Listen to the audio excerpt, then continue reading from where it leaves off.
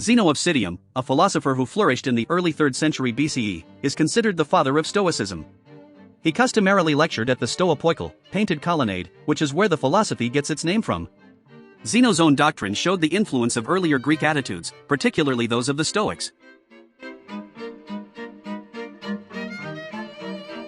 Stoicism is a school of Hellenistic philosophy founded by Zeno of Citium in Athens in the early 3rd century BCE. It is a philosophy of personal ethics informed by its system of logic and its views on the natural world. According to its teachings, as social beings, the path to eudaimonia, happiness, for humans is found in accepting the moment as it presents itself, by not allowing oneself to be controlled by the desire for pleasure or fear of pain, by using one's mind to understand the world and to do one's part in nature's plan, and by working together and treating others fairly and justly.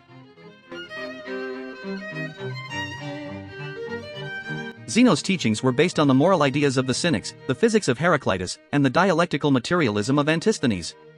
He was heavily influenced by Socrates, but adapted some ideas from Crates of Thebes, the head of the Cynic school in Athens.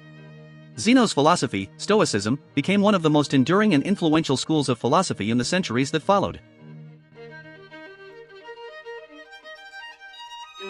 The Stoics taught that emotions resulted in errors of judgment which were destructive, due to the active relationship between cosmic determinism and human freedom, and the belief that it is virtuous to maintain a will that is in accord with nature. They believe that the path to eudaimonia is to learn how to live in accordance with nature. The Stoics also held that certain destructive emotions resulted from errors in judgment, of the active relationship between cosmic determinism and human freedom, and the belief that it is virtuous to maintain a will that is in accord with nature. Because of this, the Stoics presented their philosophy as a way of life, and they thought that the best indication of an individual's philosophy was not what a person said but how they behaved.